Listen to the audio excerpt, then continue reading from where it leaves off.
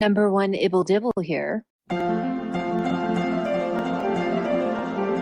Hello, friends. How are you this fine evening? I probably should be reviewing the latest Confessions of a Female Founder episode, in which Megan extols the virtues of womanly physical suffering, particularly in motherhood, because she lacks the literacy and experience to actually discuss business and entrepreneurship. But I've decided to continue my unlikability tour by hammering on about Sentebale. Fair warning, this is a listen only video. I do post the comments I'm replying to if you want to read them in full yourself, but you don't have to. Quick reminder to everyone leaving a comment. I do not mind disagreement. I do not mind debate. I don't even mind mistakes or ignorance. However, the community here values relatively sane and intelligent discourse. Don't be nasty. Don't make bad faith arguments. You can do that on other channels where they need your engagement and money. I don't. If you do that here, you'll be deleted, blocked, and very possibly made an example of. I feature a few of the worst offenders at the end of this video. Stay tuned for that. Haters, stay tuned. Right, so let's go through some comments. I'm not ranking them in any way, but I guess in a sense I'm roughly going from best to worst because the first comments I want to talk about are the interesting stuff, questions we all have and want answered, and just offer my opinions as I'd like to hear yours. And then all the way at the end, I'm going to deal with the petty and the crazy. So people who don't want to hear that don't have to. So let's chat and react. AV says, HIV/AIDS came to the US in 81. For almost 45 years, money has gone to Africa for this. And by 2012, the US had sent over $100 billion. In the last 5 years, the US has sent annually between 6 and 8 billion. What the fuck? There is still a problem with HIV/AIDS. If it's just a straight up health grift, so politicians and the uber wealthy can get and keep nice, clean money, then that's one kind of evil. If there really is a large population not receiving treatment, then that's a completely different devil whose minions must swing. Agreed. In Lesotho, 30.4% of women are HIV positive, 20.8% of men are HIV positive. 83.4% of women with HIV are viral load suppressed, and 77.1% of men with HIV are viral load suppressed. The good news is that the absolute numbers are small and that makes them more easily tackled. Lesotho is a small country with a small population, so the total number of people with HIV is about 325,000, and the number of people who aren't viral load suppressed, so the people passing the illness, is just under 62,000. The bad news is that the reasons for this high rate seem to be largely cultural. Yes, the virgin cleansing myth exists in Lesotho, but more generally, there are rather high rates of sexual violence, rape, intergenerational sex, incest, and payment for sex, prostitution. Presumably, if the prevalence of each of those factors was lowered, the prevalence of HIV would commensurately lower. It's obviously something that needs to be talked through, worked through, troubleshot, not something throwing more money at will ever help. I was not impressed, in fact, a little disturbed and disheartened when Sophie said AIDS was no longer a death sentence in Lesotho, therefore they were going to pivot to climate change, etc. Because I just hate to see a problem get so close to being solved and then neglected and walked away from and left to grow again. You can't cut out 4/5 of a cancer. You have to get the whole thing with wide margins, follow up with various therapies, and remain extremely vigilant for the rest of your days. I don't think it's time for Sentebale to pivot. I think it's time for Sentebale to double down, triple down, change their programming, change their resources, change their techniques, do everything they can to get this as done can be for the children. In such a small country, you can have very tight controls, very tight surveillance. That's my opinion. What do you all think? Let me know. DC to London says, And what if all this is a third party who's planned a long term takedown of all things Sussex? Given the past 5 years, as all things disintegrate as Rachel touches them, it wouldn't take much to force a final collapse. Long game win and clean hands in certain circles. Very interesting. A lot of people are saying William's behind this. I think we'll know if he or the royal family somehow steps in to rescue this charity. I don't think Ian is serving as William's proxy. I think he is serving as Sophie's lawyer to make sure she doesn't say anything stupid. But yeah, it would be super fun if William was part of this and then became the new royal patron for Sentebale. Kathy Lou asks about Kiki, the little girl Harry promised to financially support and educate and then just didn't. I don't know enough about this. I don't know what he actually promised. I don't know if he was advised to not show such favoritism, but God, that sucks. Izzy says, why couldn't they have at least provided running water and heat to their little schoolhouses, their ramshackle shacks? Are they? Uh, the Mamahado Children's Center is a really nice place. In fact, it's so nice that they rent it out as an event venue to make extra money.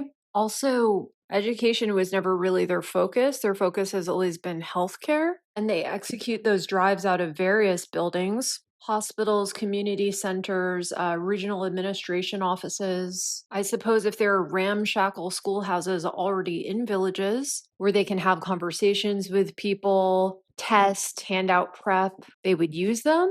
I don't know. If you have a link or something about this, please share it. Marnie says, did you take a look at the LLC, American Friends of Sentebale Foundation? I've gotten this question many times. I've answered it in the comments several times. I should have included it in my last FAQ video. First of all, it's not an LLC. It's a 501c3 registered charity. I did look into it. They're a completely clean organization with only 7% administration costs. Most years they just have a party at an art gallery or ballroom. Harry gives a little speech. Everybody takes a picture with the prince and writes their check. They donate proceeds to Sentebale UK once a year. To date, the most they've ever donated is about $250,000. Most years it's just under 100,000. Hellbell says, do you think Sophie has evidence that wasn't documented in the charity records because Harry and the people who side with him would be upset?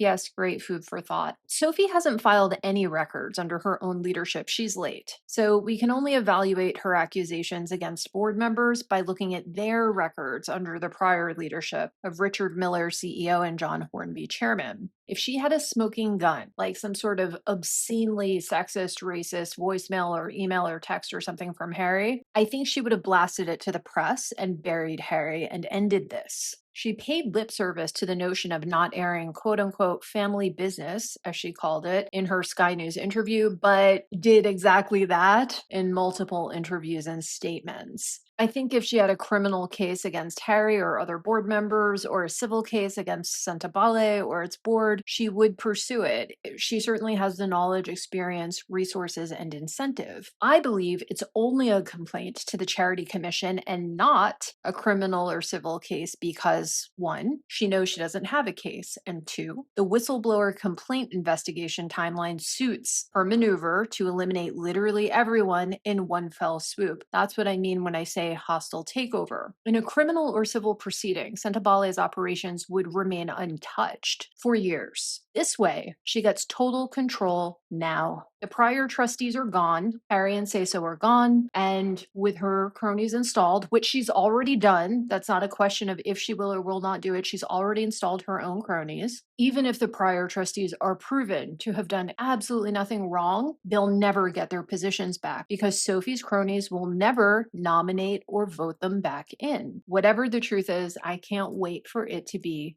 uncovered. Dean says, fascinated by Sophie's injunction. I'm not in the weeds like you, but usually in order to obtain injunctive relief, you need to file with it a quite detailed draft statement of claim, setting out the continued relief you're seeking after you've got the emergency measure. And the judiciary and admin bodies like the Charity Commission will watch like a hawk how you pursue that claim precisely to monitor whether or not you are playing NBA games with the catastrophic tactical impact of the injunction. Yep, I don't believe Sophie can prove that the board members she filed the complaint against were active or complicit in bullying, harassment, misogyny, misogynoir, etc. And their prior records before she came around prove they are also not guilty of poor governance or mismanagement. I don't even want to say I would love to be wrong because that would mean she really was a victim of all of these vile offenses and that would suck. But yeah, clashing over business, even in a harsh and repeated way, is not any of those things she accused these people of. And I think that's really all that happened. My guess, based on what she mentioned in the interview, is that her plants, like Carmel Guyard, were encouraged to leave her voicemails or write her text messages or emails like, "Can you stop this? Should I say something? I don't want to be in the same room with them," this and that, as a paper trail. She says the prince was part of a cover up, but I think Sophie and the CEO she hired might have set them up.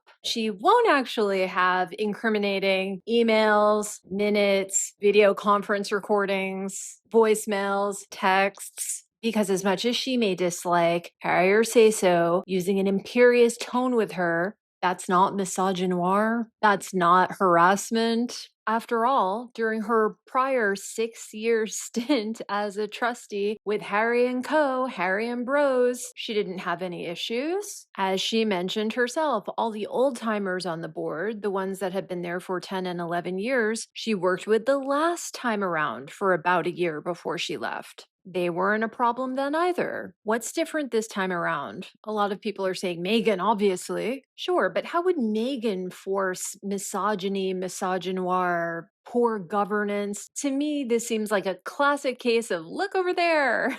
Sophie wants us to point the finger at everyone but her. My guess is she had just enough to get the injunction, not enough to prove a claim. I really cannot wait to see what the Charities Commission finds. I'm obviously going to discuss it, whether I'm wrong or whether I'm right, but if I am right about this, it'll be the told you so heard round the world. Grits Gal says when she says Prince Harry, it means Meghan Markle. Yep, and that's a serious problem because let's work back through the chain. Her real goal was to get Meghan out of her life, and I respect that. I appreciate that. However, sacrificing Harry's money and clout to do so was a mistake. Letting Say So side with Harry instead of winning him over, huge mistake. Falsely accusing the entire board of trustees of all of the offenses she reported them for to punish Harry and thereby punish Meghan, unacceptable. Morally unacceptable, and yet another huge tactical networking fundraising mistake. And then obviously sacrificing the children's programming and care by alienating the people who bring in 2/3 of the money. Obvious mistake. We all agree Sophie is quite intelligent. I think with a little bit of care and attention and time and a lot less ego, she could have finessed the exclusion of Meghan without royally fucking the charity the way she has. She chose this, and that choice, I believe, tells us exactly where her priorities are. She wanted to make a big stink to get herself a lot of attention, and she didn't care who she hurt in the process. NGWR says, what turns me right off is her identity politics. She's a snake, a composed, smart, articulate, classy, ambitious snake, but she's not a crook and not degenerate. Harry and Meghan are the biggest crooks and degenerate losers in the public space, and they're both dumb as rocks. Bravo to her if she can take them down. Yep, in her public statement, she calls herself a proud African, a daring woman whistleblower, an educated woman,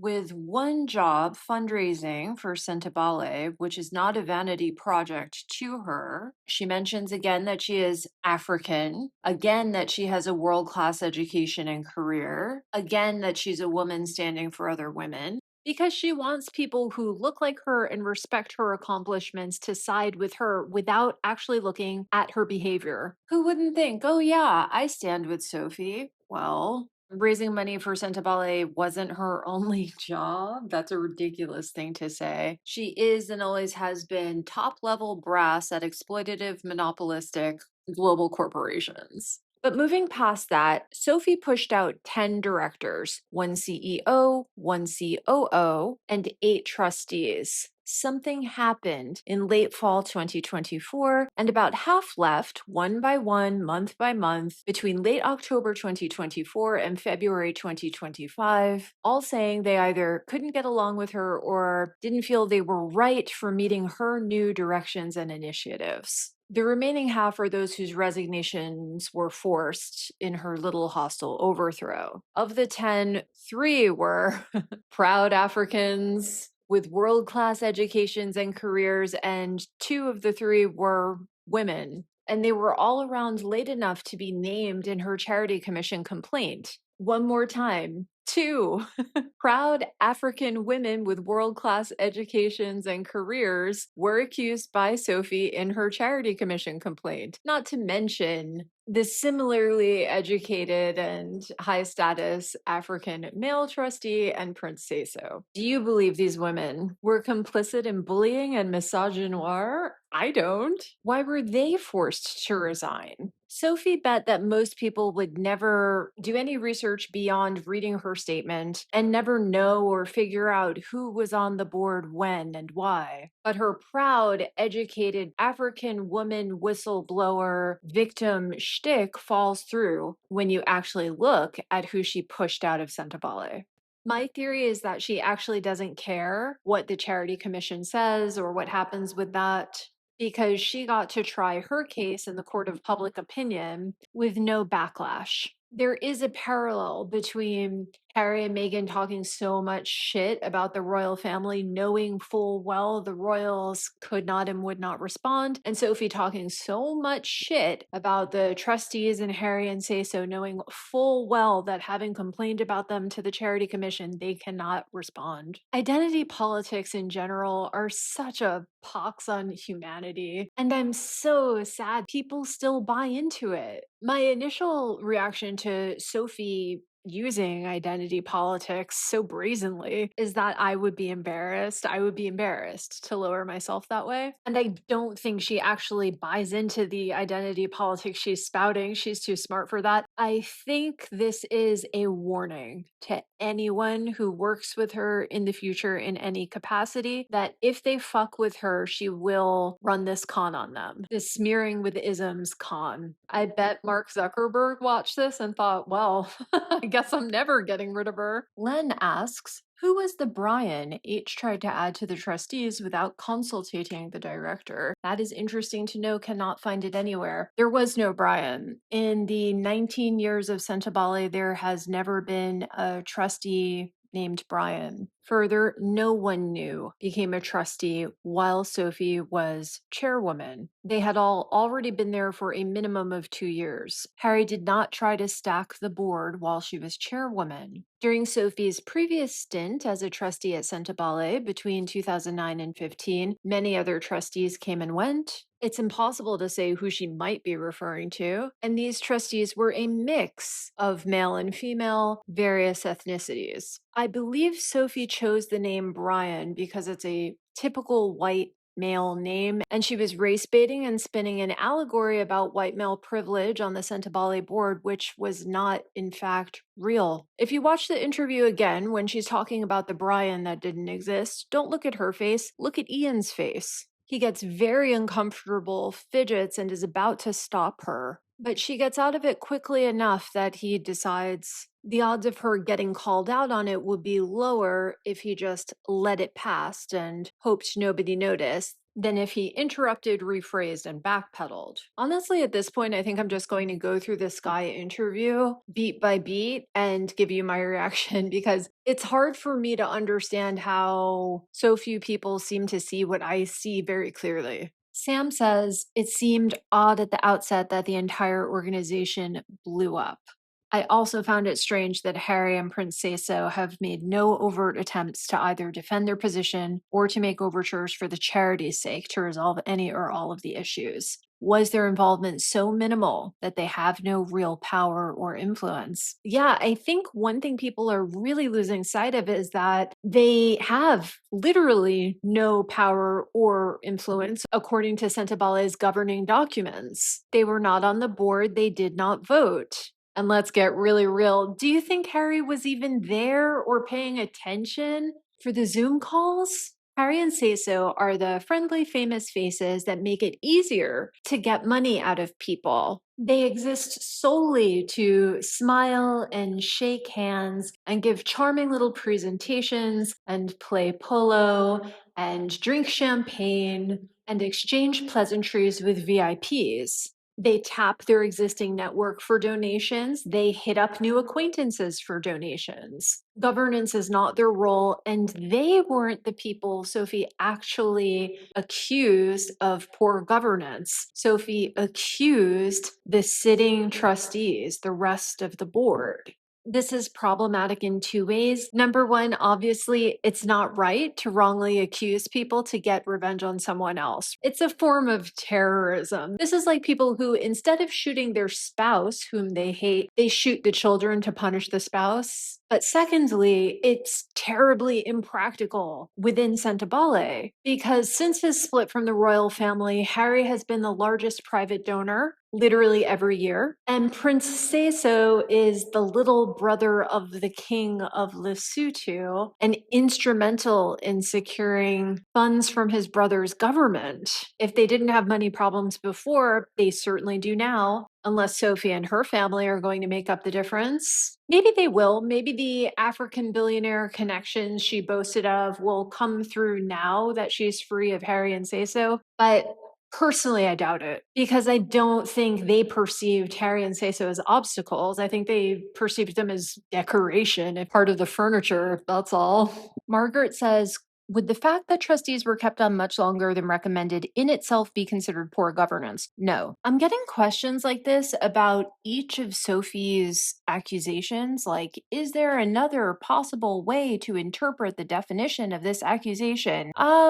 No. They have legal definitions in the UK. She threw around legal terms knowing full well that her claims did not rise to the standard of their definition, and I find that despicable. Possibly even defamatory. I wonder if any of the trustees are looking into that. I defined to you the standards for poor governance and compared it to Sentebale's track record. There's no case for poor governance. That's it. It's a false accusation and she must know it. As for the Charity Commission's recommendation for how long a trustee should spend on a board, they say 6 years expected, 9 in an emergency. That said, these aren't laws, which is a little piece of information I think people are getting. They're not laws. There was nothing illegal here about trustees staying longer than 6 or 9 years. There are guidelines for big corporate charities. It's all a matter of scale. Think about it this way. Those YouTubers who show up at homeless shelters and cook and distribute 100 meals to whoever's there are incorporated charities. They probably have 3 members.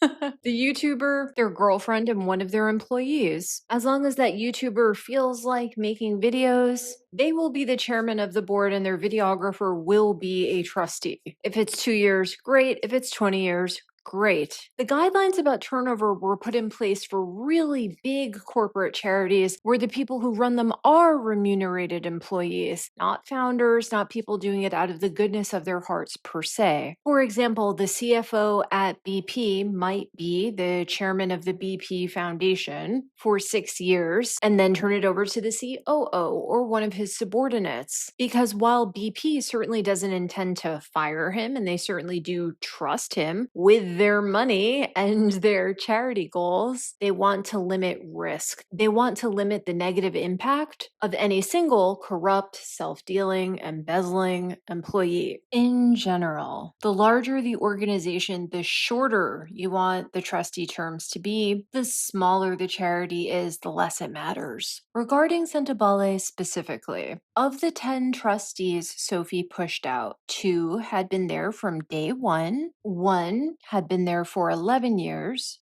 3 had 10 years, 2 5 years, and 2 3 years. Sophie, in a roundabout way, reveals in her interview that the 2 day oneers, who she unkindly calls Harry's proxies, as if they don't have minds and money of their own, were frequently the swing votes that made the decisions. I get why she resented that power, but I don't agree that it's a terrible thing. Sentebale's numbers have been consistent for a decade. In other words, as long as these people have been there. Do I think they could have benefited from tapping new blood blood and connecting with their networks? Sure. But Sophie's cartoonish characterization of these trustees as lazy and corrupt is frankly rude. I was really surprised by how many people were genuinely won over by her turkeys marking their own homework or whatever analogy. Ick. Also, of course, it's very obvious that Sophie didn't just push out the people who had been there for a decade. She also pushed out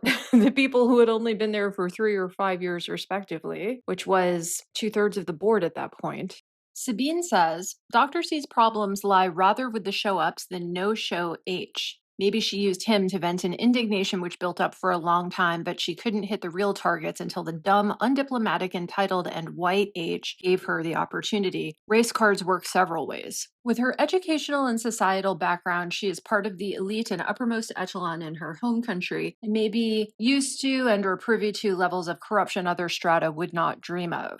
Theoretically, she may be on the same foot with her male subordinates, but to recompensate them for their hurt egos, may have been treated in a way which many other women from her country may have learned to accept or ignore, or even use to their advantage in a roundabout fashion. To my knowledge, African men, regardless of their social or societal rank, for example, as a prince of a local microrealm, are very dismissive to all women, especially their own, and treat them accordingly. Not willing to play along, she possibly had to endure real bullying and hindrances for her everyday work, but not from H, whom I see as a welcome scapegoat or placeholder for the real culprits. They did not even take her seriously enough to realize that their risky game of chicken could backfire and that they would lose their clout if they did not step back. In my opinion, Dr. C played a man's game in a man's world, and the men were surprised and shocked by it and had to resign to save face. Good for her, I would be inclined to say, if I would not fear that for her the price of an, in my opinion, shallow victory may be ultimately too high. At the moment, I think she made herself unemployable, especially in her own sphere. I hope to be wrong, and that she, in reality, is as pure as the driven snow. If anybody finds some dirt to dish about her, this will have repercussions for all women in higher and lower places. The glass ceiling is just stashed around the corner, and many people could collaborate to reinstall it for good this time.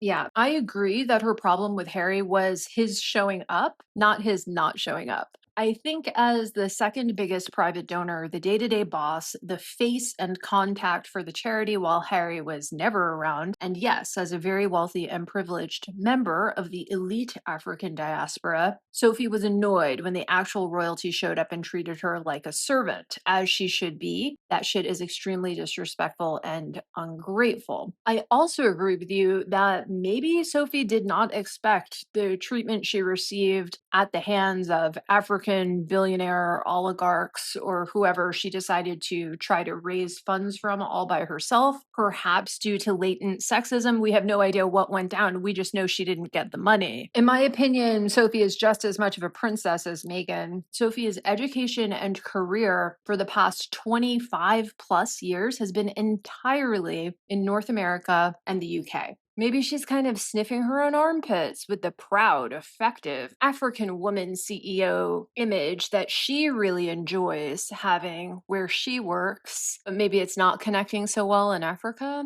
Remember when Megan was in Nigeria talking about being an entrepreneur? Those are the kind of rooms Sophie needs to get herself in. I don't care about her career. She's one rich lady. And while I do think she may have made herself unemployable in future, it doesn't matter. She's super rich, and she's also made herself unfireable at her present post in the C-suite at Meta. As she's shown, she will choose the nuclear DEI harassment route and present her case in the court of public opinion before it ever hits arbitration. Forget the judiciary. Kelly says they probably are or were committing fraud, but most of the money was legitimately spent. Legitimate, yes. Moral or ethical, no. They flew around the world promoting this charity, so we're able to expense everything. Sentebale paid for their private jets, clothing allowance, luxury accommodation, security, and $500,000 appearance fees. They bled this charity dry with their grifting, but that part is all legal, unfortunately. Okay, kind of. They didn't bleed the charity dry. As I've said before, the charity's ratios, costs of fundraising to funds raised, were excellent. As I've also mentioned, I think a million times, Harry was always the biggest private donor. So whether he bought it with the cash in his wallet or he donated the money to Sentebale to cover it, Harry paid for his flights and his champagne. I think the appearance fees here are exaggerated and misreported, but we'll find out. And I'll remind you, Sophie was also flying around the world in private jets, partying in Miami, staying in luxury accommodations, and drinking champagne in a designer dress. Each is as bad as the other in that regard.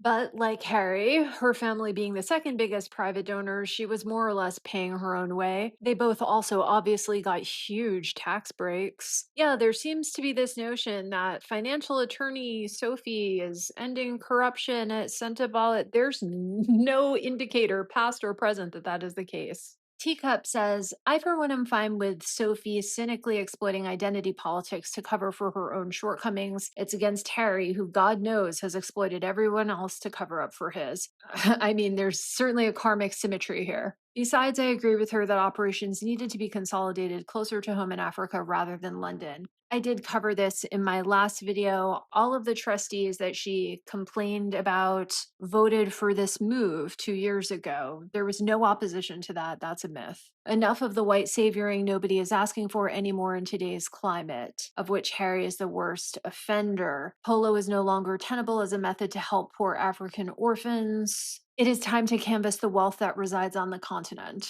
I applaud Sophie for standing up to Preparation H and giving him a taste of his own medicine. Okay, this is a false dichotomy Sophie set up. Who do you think plays at the polo clubs in South Africa, Kenya, Zambia, Tanzania, Nigeria, Ghana, and Egypt? Do you think it's all white people? Sophie's presentation of this false dichotomy, raising money in London or raising money in Africa, was super disingenuous, race baiting, in my opinion. The ruling classes of Africa are just as segregated, cosseted, and imperious as the ruling classes of Europe, and it has nothing to do with color. Kids with HIV don't care if it's a black asshole 5 hours away or a white asshole 11 hours away paying for their medicine. Sophie's job is to ask every asshole of every color and creed for that money. The idea that it's acceptable for her to ask fellow Africans, but somehow beneath her or demeaning to her or insulting to her or unnecessary for her to ask Europeans and Asians is racist. Can't you see that? As for polo being a bad look, nothing is a bad look if it pays those bills. And it does. There's a lot of misinformation out there that the polo puts the charity in the red.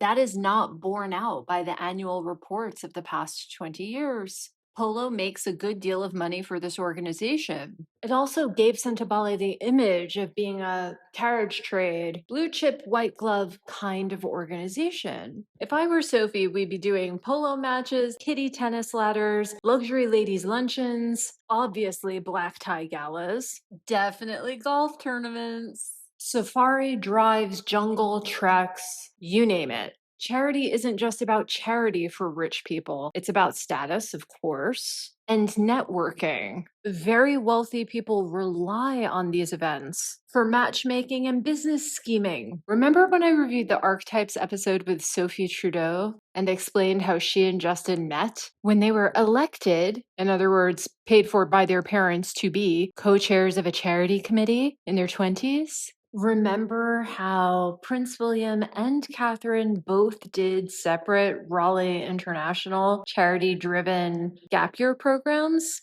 If I were the chairwoman of Sentebale, Raleigh International would fear my name.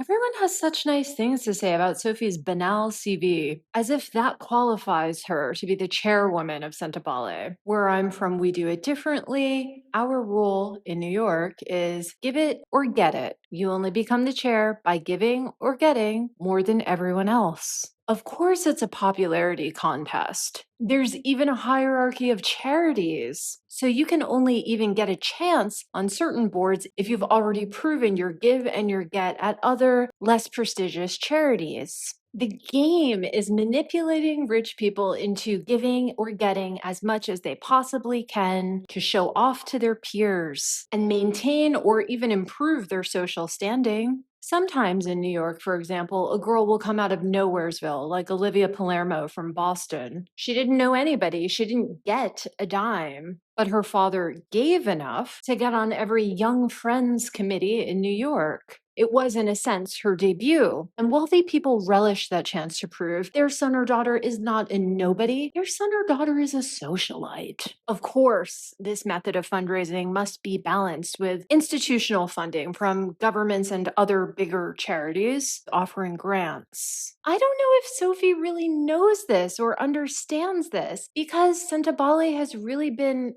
her only charity. She's definitely not on the circuit in New York, where she's lived and worked for several years. Anyway, I'm rambling, but by making it about race and region, Sophie has thrown away money. Serena says, poor analysis. Sophie's claims of bullying and harassment are about the fact that Harry set his PR machine and toxic squaddies against her. His wording was manipulative, and he announced this without consulting her, and immediately she was harassed and bullied by squaddies, bots, media that they pay like People Magazine, etc. I'm surprised that you're so quick to denounce Sophie. Really weird. I can tell by her body language, her claims, supported by facts, her intelligence, etc., that she is telling the truth and will bring the receipts. 1. Sophie's whistleblowing complaint to the Charity Commission was made before any of this became public. Sussex squatties were not in the picture at that time. We know this because they weren't tweeting about it and making YouTube videos about it. 2, she has not to date brought any civil or criminal action against Prince Harry or anyone else involved in Sentebale for bullying, harassment, or anything of the sort. I think if she had a case, she would bring one, and she hasn't. 3, I've said in both videos I've made about this that if Sophie has some proof that Harry and Meghan are connected to and use the Sussex squaddies to harass and bully people, I would love to see it. I don't think she has it. That doesn't mean that it's not real, that they're not connected. That just means Sophie doesn't have the goods. 4, I think her wording and her statement and her interviews has been equally or more manipulative than Harry and Safso's wording. Likewise, I can tell by her body language, especially the part in the Sky interview where she was sort of starting to bare her teeth and then catching herself and trying not to do it. The way she smirked as if it was a compliment when Trevor asked her about being called dictatorial by fellow trustees, and the way she switched into a baby voice. Can you imagine what that did to me? To me? She said it twice. That she's telling a very twisted version of the truth, her truth, some might say. She didn't actually make any claims supported by facts. She actually gave 0 names, 0 dates, 0 specific events, and 0 stats of any kind. Listen back to the interview, read back her statement, and look for them. They're not there. She manipulated you well enough that you're attributing to her unearned credibility. I think if she had a smoking gun, we would have seen it. There's no benefit or need to hide anything, for example, an incendiary voicemail from the public and provide it to the Charities Commission. I don't believe her receipts are good, and if she has any, I believe they are probably at least somewhat provoked and deserved, but time will tell.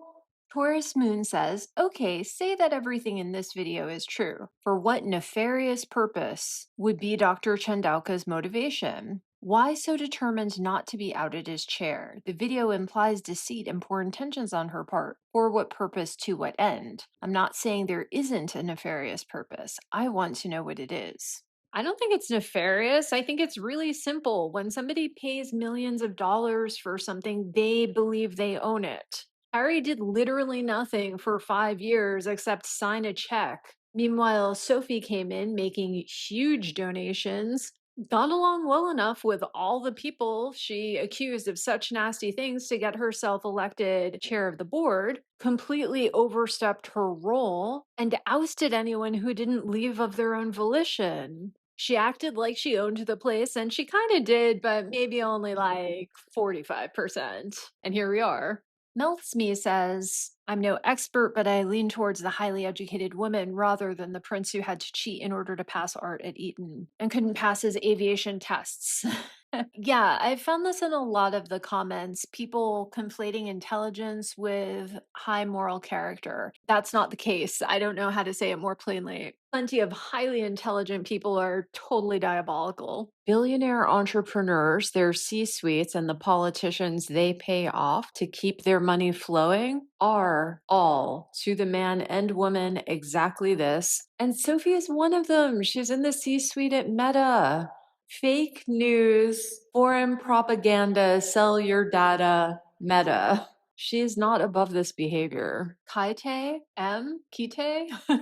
says a woman who is lying but still does huge reputational damage to Harry and Meghan would be hilarious. I don't care what the truth is here. Yeah, fair. And I appreciate your honesty. Uncovered. JDMBA says, thank you so much. I agree with you. I think Sophie executed a perfect hostile takeover of Sentebale using the Markle playbook. I think that based on the scorched earth tactics, Sophie saw the draft 24 audit and it made her management issues apparent. So she used the playbook to blame the trustees and patrons to possibly carter the charity so her issues will be buried. No other reason to do this to someone's vanity project. Thank you very much. It's lovely to see a JD MBA agree with me, especially given how much Sophie's stans respect her similar education. Okay, now we're going to get into the comments where there's probably discussion to be made about the content, but my real issues are with the delivery. I'll point out to you what went wrong. Although I don't expect to teach anyone anything because generally speaking, my commenters are lovely and anybody who is this questionable probably didn't make it to this point in the video. JL Anderson says, Dr. Sophie may have some problems, but she was on the board for years, then was invited back to be the head, so it seems she is respected in South Africa. Does it? Her entire education and career has been in the UK and North America. She may have also had her efforts sabotaged after she took over and began to question and run against Harry's arrogant fiefdom. It's certainly possible, but Harry's arrogant fiefdom was a functional charity funding $3 million in programming for children with HIV every year. Was all the questioning really necessary? And I agree with some of the comments. You have no idea what it's like to battle a malignant narcissist and how low they will go, even to ruin the company in order to smear you. Pause, check yourself. I'll remind you, you do not know me. I do know what it's like to work under and work with malignant narcissists. I know what it's like to lose to them. I know what it's like to defeat them. I know what it can take out of you emotionally and even health-wise, and I know what it's like to come out hard as nails. I've been running with rhino skin so long, I don't even remember when I became this way. I think around 11, 12 years ago. Might I suggest to you that your internalized misogyny could be showing? As a woman, people who disagree with me frequently tell me it's because I just don't know any better. The assumption with men is usually that they know better or that they simply think differently. But if I, as a woman, disagree, it couldn't possibly be because I know better or simply think differently. It must be because I just don't understand. I'm going to back her and pray she exposes that twit and his mostly all white upper class snobby group of colonialists. Okay, as I said before, the Sentebale board was only half white non-African. It was all upper class. Snobby, who knows? You'd have to know them personally. Colonialist, I guess we could debate on whether charity abroad is essentially colonialist, but the same would hold true for the Black African elite board members and Sophie herself. Sophie went to the best private girls' schools in Zambia. She has 3 law diplomas from the UK, including Oxford. She worked for Baker and McKenzie, Virgin Money, Morgan Stanley, and Meta before founding with her brother her own private for-profit company to profit off of new developments in medical treatments for rare cancers. The capital of Zambia, where Sophie is from, is 2,000 kilometers from Lesotho. She spent more than half of her life in the UK as part of the sort of elite corporate underclass. And she's making every effort she can to really bump herself up into that not just multimillionaire, but billionaire zone. Is she not equally an upper class snobby colonialist, if not white? Eleonora says, you just sound like a Pasho apologist. Why do you not see that he is rude and entitled? American having no idea as ever. Do you not appreciate that this is Pasho infighting? Sophie is very much a member of the club. Of course, I see that he's rude and entitled, and I think she's rude and entitled too. As for the anti Americanism, I don't brook blanket anti Americanism on my channel. Anyone who does this, and there have been many, will get blocked and deleted. I've traveled the world. I've been traveling since I was 15, so, the mid to late 90s. I've lived abroad for many years now. I've lived in many countries. I've lived on different continents. I could write a couple doctoral theses on the impact of lowbrow entertainment media like The Avengers and Keeping Up with the Kardashians being America's highest volume export, or how America's aggressive foreign policy over the past 40 years, military and economic, has propped up propagandist media internationally, and how the combination of the two has led to every dimwit on the globe imagining America has one monolith culture that they understand well and is intellectually and morally inferior to theirs. But I won't hear. In the words of New York's most famous contemporary poet, you only get half a bar, fuck y'all. Jean Ward says the royal family set up Sentebale, Bali, Indonesia, to keep Harry out of trouble. Poor governance. Harry was there for 6 years and Sophie had to ask him to come. Who paid for Harry's polo matches? I know the owners of the ground volunteered their land. How much does it cost to fly the polo ponies out there? Sentebale couldn't afford that. Who paid for Megane's champers? The very rude and misogynoir was shown to Dr. Sophie at the presentation of the Polo Cup. Meghan shouldn't have been there. Pushing Dr. Sophie out was extremely rude and showed her ignorance. She showed disrespect to the donors by drinking champagne with her friend in a tent. I haven't listened to the rest of the video too one-sided. Jean, did you listen to any of the video? It sounds like you didn't.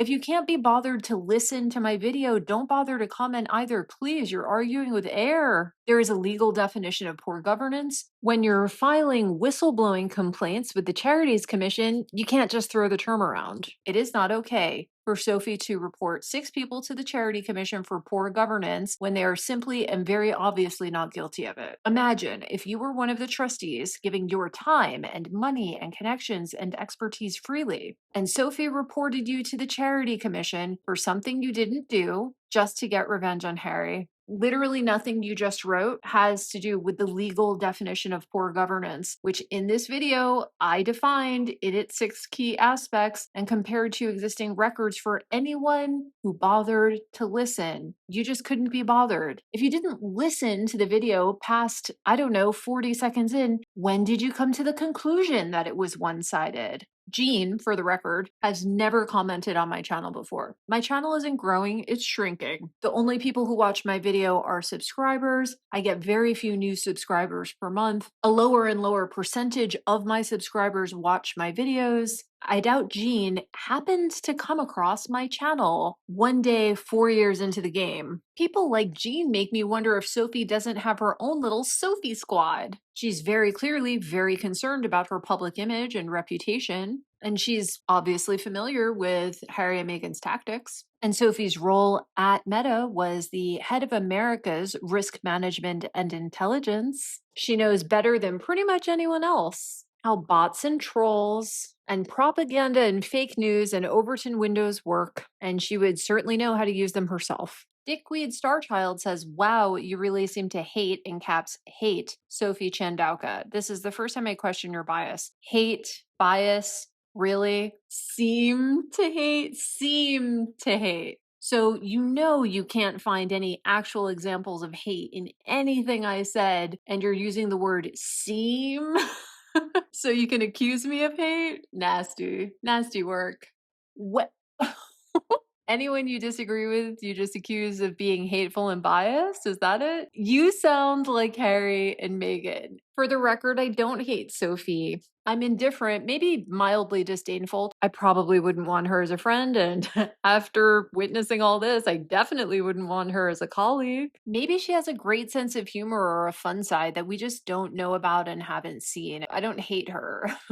It's obvious that holding professionals accountable for both the job they do and the statements they make, especially the statements they make on behalf of an organization they owe fiduciary duty, is not hate. hate, it's just accountability. And I think I called her to account in a rather dispassionate way. I certainly wasn't emotional and irrational about it, which are the two defining elements of hate. And I wasn't emotional or irrational based on a characteristic she cannot control, the defining element of bias. You really tried it though. It's obvious I did extensive research, legal research, research into the UK Charities Commission, research into 20 years of Sentebale filings and trustees, all the interviews, all the statements from everyone involved, and so on and so forth. I consistently reference them as the basis for my conclusions. You're reducing all of that work into bias, says more about you than me. Are you biased? Can you not understand what I'm saying? Do you dislike the story the facts tell? Do you disagree with elements of my interpretation? Do you like Sophie, wrong or right, and think discrediting me is the best way to defend her?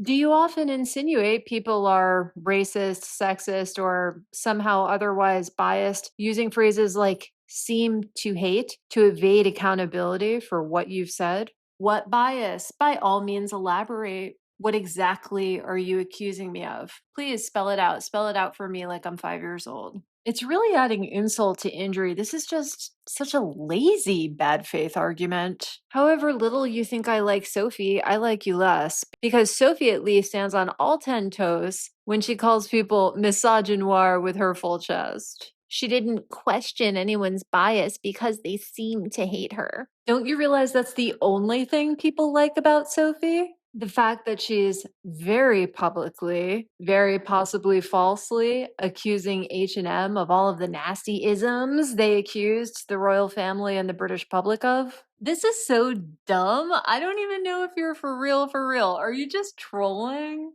Ingrid says, please read the BuzzFeed article. It's for people like you. People who spend their days hating Meghan Markle online are telling on themselves in ways they don't even realize. This woman loves Meghan Markle so much she can't spell Markle correctly. Oh no, I'm scared. I really care how random internet commenters think I'm telling on myself. If you ever find yourself using the phrase people like you, just stop. It's going to go pear shaped. If anyone is curious about this BuzzFeed article, I'll link it below. BuzzFeed is a slowly dying brain rot video channel. They're famous for videos like Brits try each other's Chinese takeaway orders. The Severance cast reacts to memes from the show. As you can probably guess, their written journalism is in this article, which Meghan has obviously paid, some 19-year-old intern quotes a psychologist saying that people who discuss Meghan Markle online clearly have psychological issues themselves with things they haven't overcome. What the actual fuck? Oh my God. I guess BuzzFeed is cheap. Meghan's budget isn't what it used to be. Then she hired some bots who don't even know how to spell her name, like Ingrid. Earth-shaking psyop, guys. I'm shaking and quaking.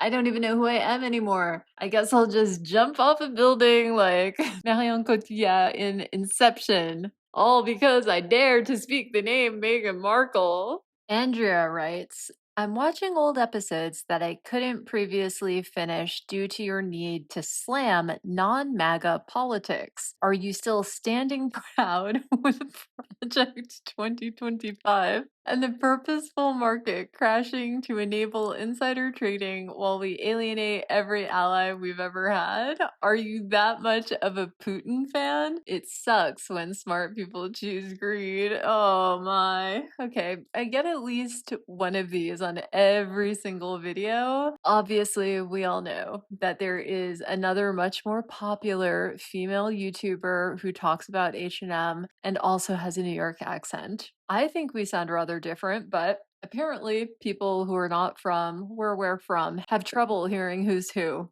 People ask me if I'm her, accuse me of being her, and post totally irrelevant political shit in my comments all the time that I end up just deleting. It got so bad I had to actually block the words Trump and Biden, neither of whom I've ever spoken about. Yeah, we're not the same person. But also, this comment is nuts. Is this what you think wins over hearts and minds? Girl. I have saved the best for last. I think Trump would call her Crazy Maria. I can't do his voice. Crazy Maria.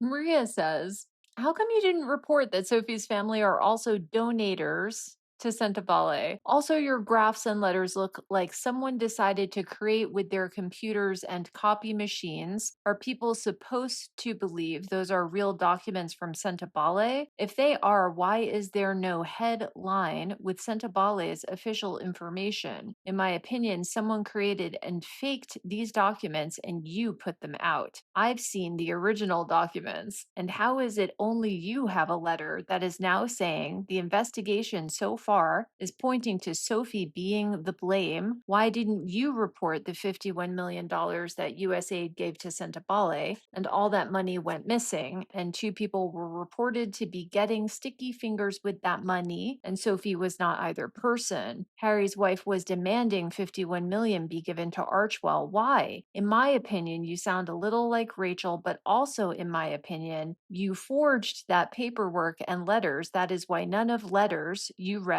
show where they officially came from to who they were sent to. Just like the charts that look fake. Oh my God. The content of this comment hardly merits reply. She obviously didn't actually listen to my video because I did talk about the USAID money. I did talk about Sophie's donation. My chart is literally a screen grab from the Sentebale entry on the UK Companies House website, and I never at any point in any video said I had any kind of letter, certainly not any kind of exclusive letter. I just never said that. I never even alluded to the existence of such a letter. That's truly out of thin air. My question for you listeners is this just a low IQ person? Or is this more evidence Sophie has her own squaddies? Once again, Maria is someone who never commented on my channel before in the years it's been around now, but comes out of the woodwork on a video with fewer than 5,000 views to comment for the very first time about Sophie and Sentebale? Interesting. And she tried to not only discredit me personally by lying about the content of my video, but lead other listeners to disbelieve a 100% authentic and verifiable source, the UK Companies House, by claiming she has seen the original documents as if she's some sort of insider?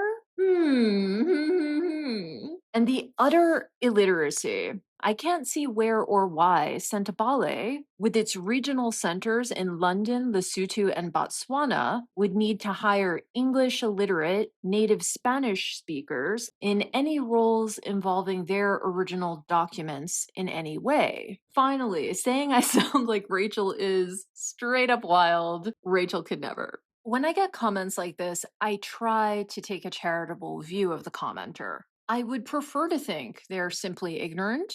They genuinely don't know the difference between good and bad faith arguments. They completely lack any familiarity with the concepts or execution of logical fallacies, and are therefore very easily influenced and propagandized, and that probability is exponentially exacerbated if they come from or exist in low education and or low ethics environments where non-constructive behaviors are an accepted norm.